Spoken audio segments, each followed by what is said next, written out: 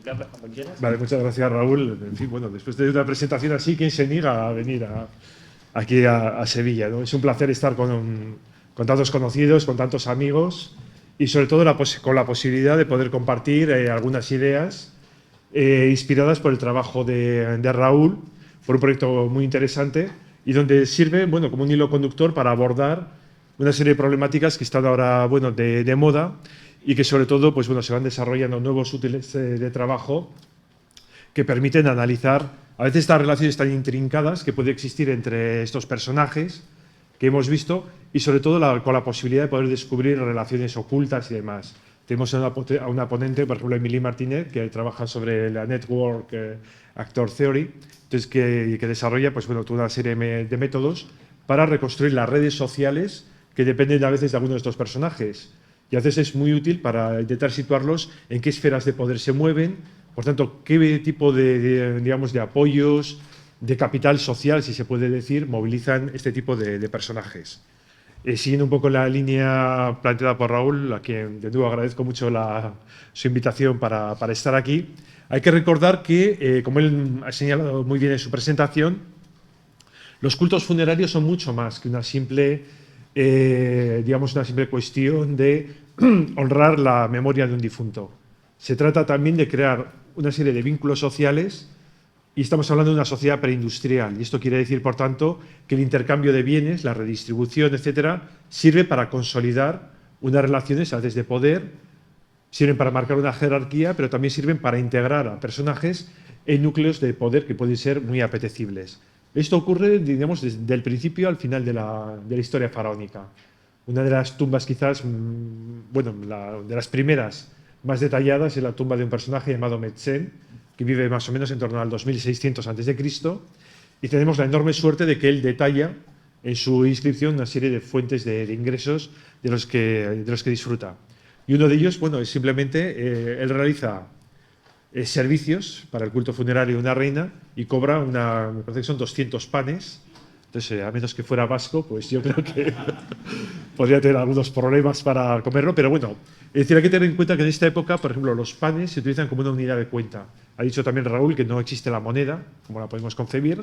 Entonces, 200 panes quiere decir que él recibe un porcentaje de los ingresos que él a su vez va a redistribuir entre su propio núcleo familiar, de subordinados y demás. Hay que pensar que cuanto mayor es un grupo social, más importante es esta redistribución de productos y, por tanto, mueve un capital económico enorme. Pero es que algo parecido lo vamos a encontrar justo al final de la historia faraónica, ¿no? En época romana y en época romana y tolemaica. Hay unos personajes que son los coaquitas. Son personajes que realizan libaciones para los difuntos y son personas que, al igual que ocurre con los gemka, los siervos del Ka, un particular los podía contratar. Es decir, yo le contrato a usted para que, no sé, realice libaciones y una serie de rituales para los difuntos de mi familia y a cambio le doy unos ingresos. Y entonces conservamos, por ejemplo, los documentos donde se habla de estas asociaciones de coaquitas. Se conocen sus testamentos y, por ejemplo, es, bueno, divertido si uno tiene un sentido del humor macabro, pero ellos, por ejemplo, digamos, se heredan momias. Es decir, no tanto el cuerpo, pero evidentemente los servicios, la remuneración que va ligada a esa momia. Entonces contamos con una información muy detallada y podemos ver que en ciertas zonas, por ejemplo, como Tebas, podría ser una fuente de ingresos importante para las élites locales. Una vez dicho todo esto, bueno, creo que también toda esta problemática sirve para algo muy importante, que es la integración un poco de Egipto dentro de las ciencias sociales y, muy en concreto, con toda una corriente que, bueno, está cobrando una cierta importancia en los últimos años, que es lo que podemos llamar el poder desde abajo. Y esto incluye no solamente, bueno, lo que podemos indicar, lo que ahora se llama agency, es decir, iniciativas de sectores más modestos de la sociedad, de las sociedades tanto históricas como incluso prehistóricas o sin escritura y demás, pero también sirve para conocer las estrategias de integración que siguen a veces estas personas. Pueden ser estrategias tremendamente complejas, donde a veces pues, tocan temas muy diversos, ¿no? Cómo se puede reconocer su poder, cómo estas personas pueden intentar conseguir que sus intereses sean defendidos, y para ello lo mejor es contar con un patrón poderoso, contar con alguien que pueda defender esos intereses y donde estas personas a su vez puedan escalar en la jerarquía social.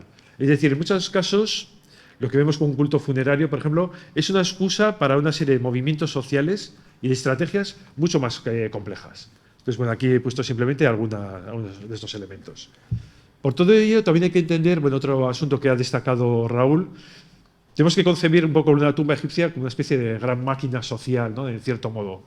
Es decir, puede constituir una especie como de fotografía del estado de un sector social en un momento determinado de la historia, también en un momento determinado de la historia de un grupo familiar, pero también es importante estar representado allí. Es una especie como de quién es quién en la sociedad local. Quién puede formar parte, por tanto, de uno de estos grupos, quién puede estar integrado con un patrón poderoso, porque todo eso va a revertir en forma de prestigio, etcétera, en la persona que aparece ahí representada. Entonces hay casos extremos, en algunas tumbas, por ejemplo, donde no hay escenas, pero hay listados enormes de nombres de personas, ¿no? En Sharuna, por ejemplo, hay una tumba con creo más de un centenar de nombres de personas. No hay una escena, pero es el listado de todos esas gentes que quieren formar parte, es decir, yo formo parte de la casa, en el sentido amplio, de un personaje poderoso. Tenemos, por tanto, que en muchos casos algunas de estas personas aparecen representadas de una manera muy estereotipada, ¿no? Aquí, bueno, hay una representación que es típica, por ejemplo, de los jefes de aldea del tercer milenio antes de Cristo. Son personas que mueven un poco a la piedad, a la pena. Los vemos como los traen ante una especie como, bueno, de tribunal, pero digamos ante un equipo de escribas para realizar el recuento de los impuestos que deben pagar y demás. Si no lo pagan, reciben una paliza, ¿no? Y son castigados físicamente. Entonces, todo esto nos da una imagen muy estereotipada donde vemos a unos personajes que casi dan pena, ¿no? Da la impresión que son personajes sin ningún tipo de iniciativa, incluso aparecen representados de una manera diferente, con una barba, para marcar bien una diferencia con respecto al grupo de los escribas, de los señores de la tumba y demás. Pero, sin embargo, en otros monumentos nos encontramos esto. Nos encontramos un personaje, un jeca, o sea, un gobernador, que es capaz de poseer una estatua propia. Es decir, nos encontramos, por tanto, con individuos que, lejos de corresponder a ese estereotipo, manifiestan un cierto poder, una cierta autoridad local. Por ejemplo, recientemente se descubrió una estela en Ábidos del primer periodo intermedio del reinado del faraón Antef II, y bueno, esta estela nos cuenta una delegación presidida por este rey que marcha desde Tebas hasta Ábidos. Es una época de división política de Egipto. Egipto está dividido en dos reinos que se combaten entre sí. Entonces, la zona de Ábidos, de Tinis, es uno de los escenarios de esas guerras. Y en concreto, en una campaña victoriosa, Antef consigue llegar allí. Y nos indica que él acude con toda una delegación de notables de su provincia. Y esos notables son designados con el término jeca. Es decir, no necesariamente corresponden con un gobernador de ciudad o con un gobernador de una aldea, con un gobernador de una provincia. A veces puede tener simplemente el sentido de autoridad, simplemente en esta época. Por tanto, digamos que esta especie de dicotomía entre una representación oficial y una realidad social importante hay que tenerla muy en cuenta. Hay que saber que, por ejemplo, en el caso de los grandes notables provinciales, la gran nobleza, si podemos hablar en estos términos, van a contar con toda una serie de subordinados o de personajes que son los jefes de la aldea, los notables, los potentados. Ellos mismos a veces no tienen una terminología muy precisa. Puede ser jeca, gobernador, es decir, la persona que es detentadora de una autoridad, pero puede ser simplemente el término el grande. Hay otros términos, que también significa grande, pero tiene un matiz un poco diferente, ¿no? Apunta más hacia un estatus principesco. Tenemos otros personajes que se llaman el hijo de un hombre. Hijo de un hombre, bueno, nos puede recordar el término español hidalgo, el hijo de algo, ¿no? Es decir, es una persona, hijo de un hombre, hijo de algo de un cierto estatus. Y es una marca también de prestigio, ¿no? Luego veremos cómo estas personas a veces se integran en esos mecanismos sociales. Por tanto, lo que tenemos es que a veces contamos con la suerte de encontrarnos con tumbas y con representaciones que nos permiten reconstruir alguna de estas redes sociales y, en concreto, entrar un poquito en un aspecto que es tremendamente complejo de estudiar en una sociedad provincial. Es decir, cómo se organiza a veces el poder más allá de las representaciones estereotipadas. En general, un gran noble provincial se va a presentar como un delegado del poder del rey, como una persona al servicio del soberano. Pero también eso deja un enorme margen de autonomía. En realidad es una relación recíproca, es decir, el rey tiene que contar con el apoyo de estos nobles locales para mantenerse en el poder, para simplemente para conseguir que su autoridad sea reconocida en el marco del país. Si no, estamos en los periodos intermedios, en épocas de división y de caos. Tenemos, por tanto, como en algunos casos muy excepcionales, las fuentes nos indican un poquito cómo se organiza esa sociedad local. Y nuevamente nos encontramos con un vocabulario a menudo impreciso.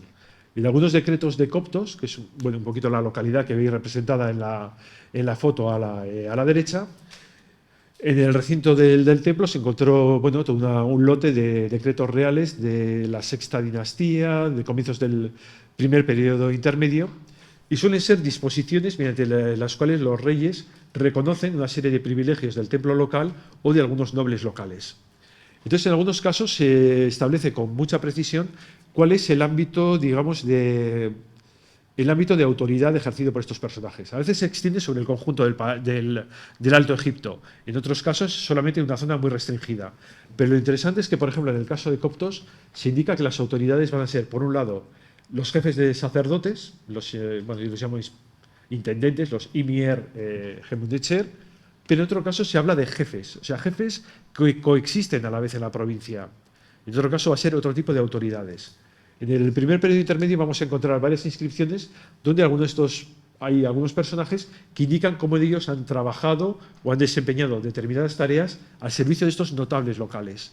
Son notables que normalmente no dejan inscripciones, no dejan ningún tipo de título, etcétera, pero es solamente en el momento en que se infiltran en un culto funerario cuando, mediante la adopción del título de Gemka, o sea, siervo del Ka, nos indican que están tomando un título prestigioso para entrar, digamos, entre esa élite a la que aspiran a integrarse. Esto explica por qué a veces hay sectores sociales egipcios que son muy difíciles de detectar. Por ejemplo, los comerciantes, los mercaderes, los sutiu. O sea, prácticamente no hay un solo documento de ellos, probablemente porque ellos se presentaban de otra manera más prestigiosa cuando entraban al servicio de alguien o de una institución. Quizás, si uno de estos sutiu consigue convertirse en sacerdote de un templo, se va a presentar como sacerdote. Y a menos que haya una carambola, que encontremos algún tipo de documentación, será muy complicado realmente saber que esta persona, la base de su poder, de su fortuna, de su prestigio local, no venía de ese puesto de sacerdote, sino de la acumulación previa de una fortuna como mercader. En todo caso, digamos que hay, sobre todo para la época que nos interesa, que es el Reino Antiguo, hay pequeños flashes, a veces aquí y allá, que nos permiten detectar estos grupos que son intermedios, no son el campesinado, tampoco son miembros de la administración, tampoco son la alta administración local, pero son personajes potentados, magnates, jefes, como lo queramos llamar, con quienes la administración tiene que contar para garantizar que su autoridad o simplemente sus órdenes sean ejecutadas a nivel local. A veces tenemos la suerte de que la arqueología nos puede ayudar a visualizar estas redes de poder locales, ¿no? Aquí tenemos un ejemplo muy antiguo de Nuweirat, tercera dinastía, más o menos entre el 2600 2700 a.C. Vemos una serie de estos como agujeritos por aquí en la roca. Son tumbas sin inscripciones, son hipogeos de la tercera dinastía. Y lo que es interesante es que al pie lo vemos, estas tumbas han sido excavadas en la zona prestigiosa de la necrópolis, es decir, una zona en altura. Sin embargo, en la base vemos como hay unas tumbas muy modestas, circulares de piedra, y se observa cómo determinados grupos de estas tumbas circulares más o menos aparecen como en relación con estas tumbas excavadas en la roca. Es decir, es como si arriba tuviéramos la tumba del señor o uno de los señores, ya veis que hay muchas, esto quiere decir que coexisten varios de ellos, y en la base está pues, o su familia o simplemente su grupo de dependientes que se entierran para estar cerca del señor. Posiblemente quizás realizaban algún tipo de ritual funerario, algún otro tipo de cosa, pero lo que tenemos es simplemente que la arqueología nos permite completar, en una época en la que no hay muchas inscripciones, nos permite completar un poco ese cuadro de poder que tenemos aquí. En otros casos contamos con la suerte que ya ha mencionado también Raúl, por ejemplo, la organización del culto funerario de los reyes, ¿no? Los textos, por ejemplo, los papiros de Abusir son muy importantes porque, por suerte, en algunos fragmentos se indica cómo los notables provinciales acuden periódicamente a la capital para realizar cultos para el faraón. Hay textos donde incluso se indica cómo cualquiera no podía entrar en este servicio. Había realmente una regulación bastante estricta porque esto implicaba una redistribución de recursos, de rentas y de bienes. Pero lo interesante es saber que, por ejemplo, personajes de provincias, del Delta en este caso, acuden a Memphis, al templo funerario real, para realizar este tipo de, digamos, de rituales. Esto quiere decir que así como la tumba de un alto funcionario es una especie de microcosmos en torno al cual gravita toda una serie de altos personajes y de gente de su entorno social, la pirámide del rey también es lo mismo, es decir, visualiza una red de poder que se extiende por todo el país y donde una de las materializaciones consiste en que estos personajes acudan de todo el país para realizar algún tipo de ofrenda. Esto afecta incluso a zonas como Elefantina. En Elefantina tenemos una inscripción de Sarni, sexta dinastía, donde se indica cómo, bueno, él alcanzó un cierto rango social y demás, realiza una misión con éxito y el rey le nombra el ritualista en su pirámide.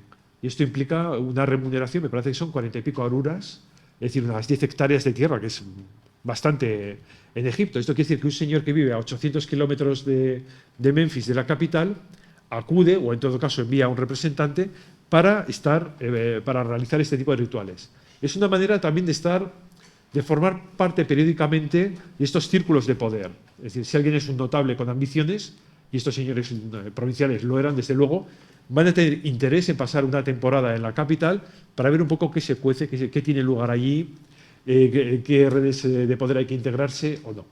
Entonces, esto es algo realmente importante. Sin embargo, este tipo de redes lo vemos igualmente en una escala más modesta a nivel de provincias. Lo que pasa aquí que aquí, digamos, el faraón, por llamarlo de alguna manera, sería el notable local, el jefe provincial. Vemos aquí en Kubet el Hawa, por ejemplo, una serie de grandes tumbas dedicadas a jefes de caravanas, sobre todo de la sexta dinastía, que forman realmente el grupo dirigente local. Es decir, a veces cuando pensamos en Elefantina hay que tener en cuenta que es una especie como de localidad especializada en tráfico comercial, caravanas y demás, y esto hace que a veces los líderes de esta localidad presenten títulos que son muy particulares y muy idiosincráticos.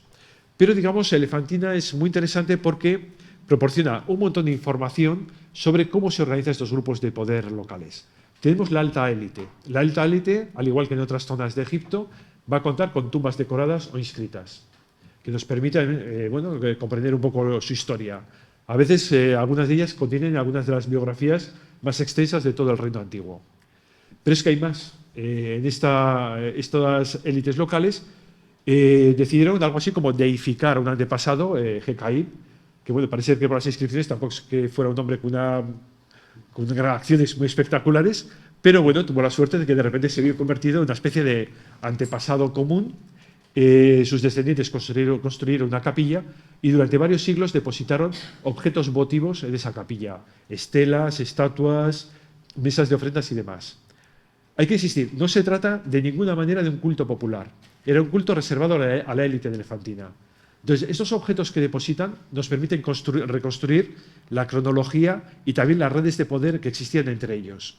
¿Quiénes eran? ¿Quién podía dejar una estatua? ¿Quién no? ¿Qué tipo de relaciones mantenían entre sí y demás? Entonces, vuelvo a insistir, nos estamos moviendo entre la alta élite realmente de Elefantina. Entonces, una particularidad que es casi única de esta necrópolis es que, cuando un difunto fallecía, complicado que viva, pero digamos, un difunto normalmente lo que hace es en su tumba recibir ofrendas.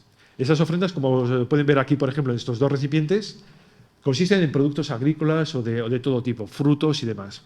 La particularidad de Kubet el Hawa, de la necrópolis, insisto, de la élite, es que estos vasos suelen estar inscritos y nos indican el nombre, los títulos y el producto del donante. Entonces, esto es fascinante porque tenemos tumbas donde podemos reconstruir toda la red social que pivotaba en torno a esa persona. Y podemos ver cómo estos grupos cambian en el tiempo, como hay ciertas personas que intentan integrarse en estos grupos sociales, y vemos cómo en realidad la tumba permite que toda una serie de personas de la élite local se mantengan unidas o mantengan una cohesión como grupo dirigente, gracias a la realización de este tipo de rituales. A la derecha, bueno, podemos ver un poquito la excavación del santuario de Ecaí, con diferentes capillas, donde había estatuas de Hecai, pero luego, sobre todo, lo interesante es que, como he señalado antes, cómo incluso reyes van a depositar estelas, van a depositar objetos allí durante siglos para marcar, por un lado, el reconocimiento de esa familia dominante local y, por otro lado, esas familias se reconocen entre sí como ligados a un culto funerario que sirve un poco como de armazón, como de argamasa, para mantener la coherencia de este grupo social. Eso es muy importante en esta época. Estamos en la sexta dinastía, a continuación, primer periodo intermedio. Es una época de convulsiones, de problemas en todo el país, pero las élites elefantinas se las arreglaron muy bien para que sus negocios continuasen durante esta época convulsa. Tenemos algunas inscripciones donde vemos cómo mantienen redes comerciales que van desde el sur del Mar Rojo hasta la costa libanesa. Es decir, ellos para comerciar tienen, por ejemplo, que cruzar territorio tebano, territorio heracleopolitano, son dos reinos en guerra. Los señores de Elefantina no tienen ningún problema en hacer negocios con los dos, ¿no? Es un pragmatismo que, por tanto, también permite que Elefantina conserve un cierto estatus particular dentro de la historia del Alto Egipto.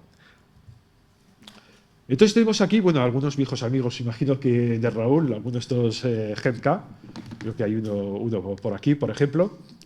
Entonces lo que nos indican de esta particularidad de Kubet el Hawa es la representación de muchos paneles con la sociedad, con miembros de la sociedad local.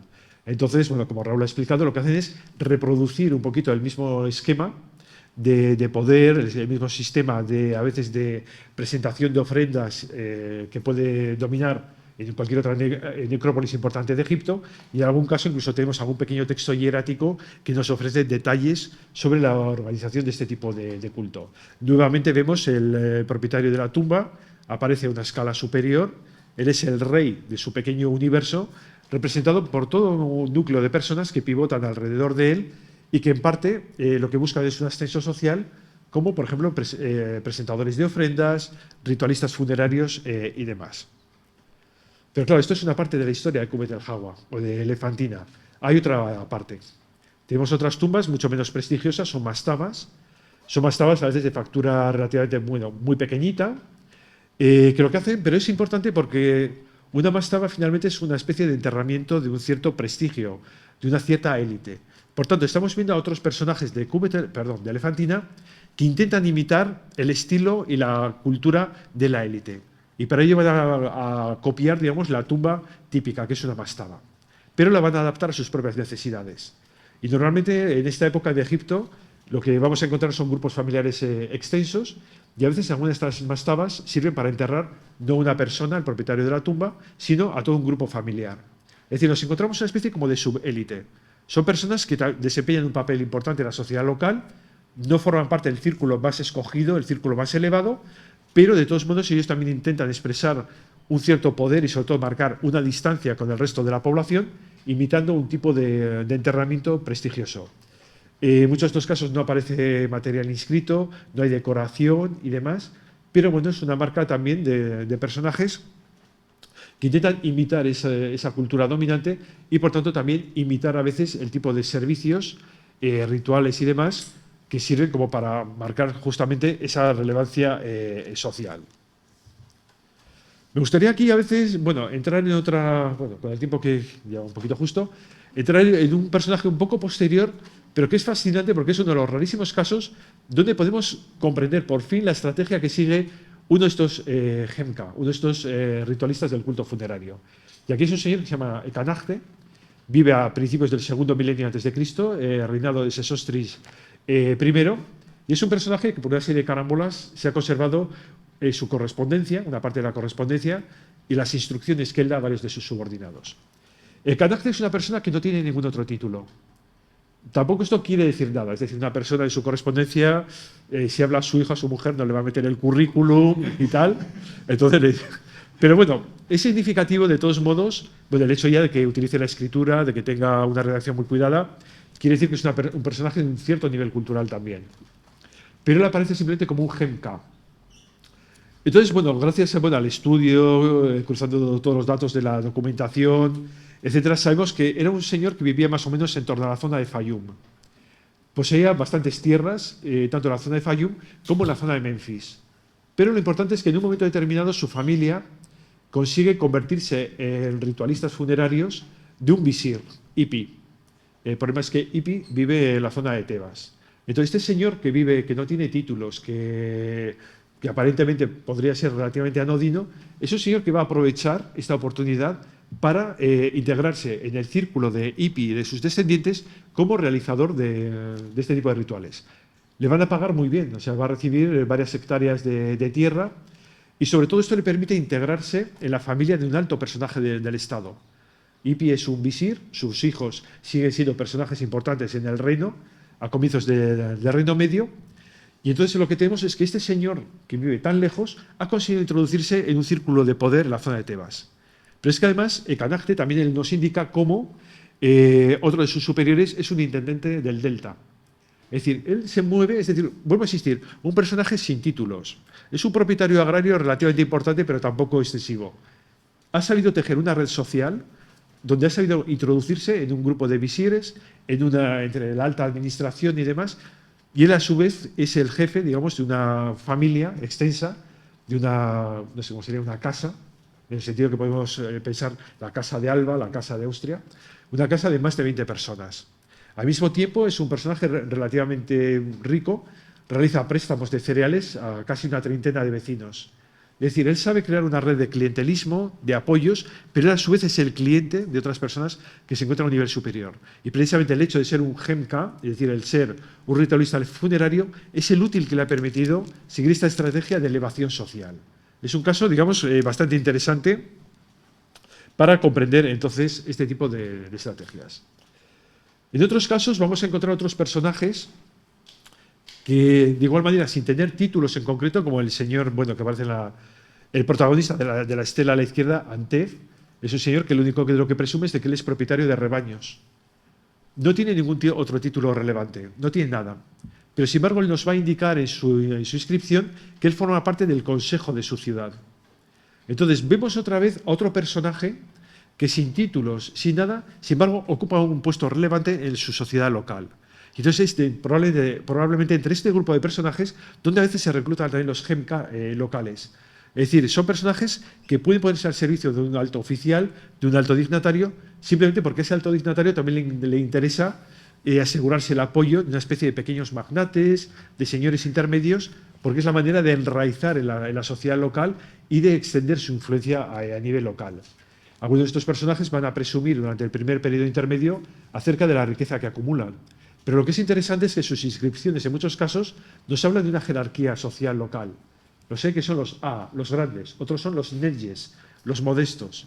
Y en algunos casos, algunos de estos personajes indican en sus inscripciones cómo deciden organizar un culto funerario y para ello lo que van a hacer es contratar gemka. Y en algún caso concreto se especifica qué es lo que han pagado. Pagan en tierras, pagan en tejidos, pagan incluso en esclavos. Es decir, es una manera de nuevo de conseguir una cierta relevancia social y a veces también para estos personajes es una manera de exhibir ante sus vecinos que están en un proceso de elevación social. Es un tema muy complejo. Las inscripciones de esta época nos hablan, por ejemplo, de alguno de estos pequeños señores locales, cómo consiguen acumular tierras, esclavos, ganado, etcétera, aprovechando las dificultades económicas de otros vecinos. Esto es lo que les permite convertirse en aga, en grandes.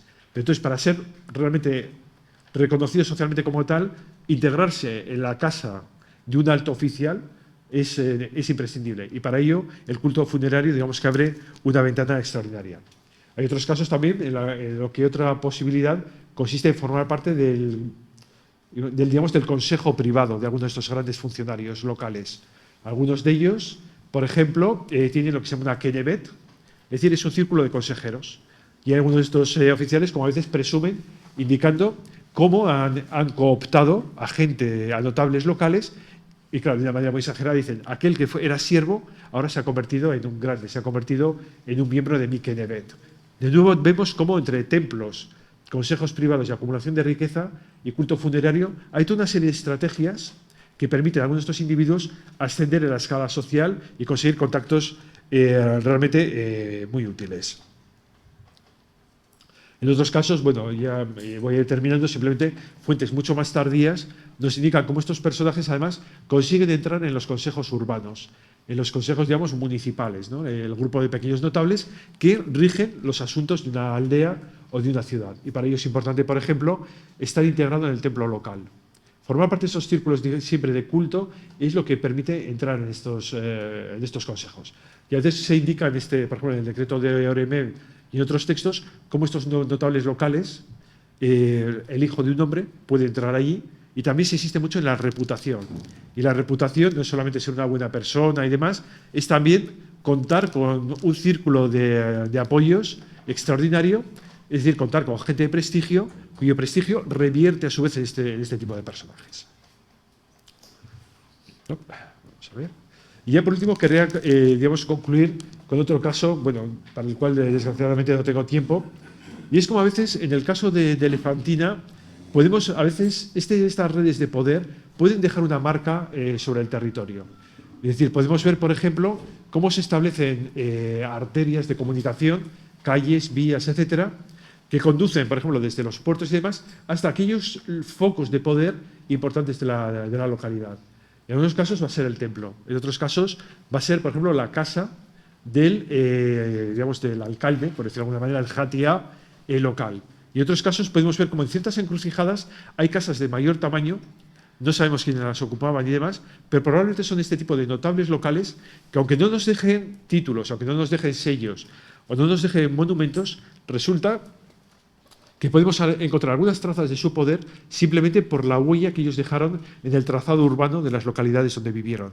Y es en este caso como ciertas encrucijadas, ciertos lugares privilegiados de la localidad van a contar con casas y esas casas van a ser ocupadas por ciertos notables. Lo que vemos también es que hay una segregación muy importante. En este caso he escogido el Reino Medio porque sabemos que hay un cambio social en la isla de Elefantina. Es un momento donde parece ser que la sociedad, hay menos habitantes que en el Reino Antiguo, pero de un cierto nivel social, son más prósperos, mientras que el resto de la población más pobre aparentemente vive en otro asentamiento, posiblemente localizado un poco hacia el sureste, me da la impresión. Entonces, bueno, tenemos por tanto una especie de segregación, y esa segregación social la podemos ver, por ejemplo, en el caso del Laúd de manera muy clara, por ejemplo, con este muro que divide el asentamiento en dos partes. En un lado tenemos casas grandes, ocupadas por los notables locales y demás, y en otro lado unas casas más pequeñas, destinadas a personajes de menor rango. Entonces, digamos que para concluir lo que quiero señalar es simplemente cómo el culto funerario es fundamental a la hora de establecer este tipo de redes sociales y cómo en algunos casos en Elefantina, sobre todo cruzando datos procedentes de las tumbas, de diferentes tipos de tumbas asociados a diferentes sectores sociales, más la epigrafía, más a veces incluso las trazas en la arqueología, en las redes viarias y demás, nos permite poco a poco reconstruir una sociedad muy compleja de todos los mecanismos que utilizaron para mantener una cierta cohesión local y cómo estas personas a su vez se integraron en redes más altas, redes más importantes a nivel nacional, si podemos decirlo así, para defender mejor sus intereses y establecer contactos adecuados. Y bueno, creo que lo puedo dejar aquí. Muchas gracias por la atención.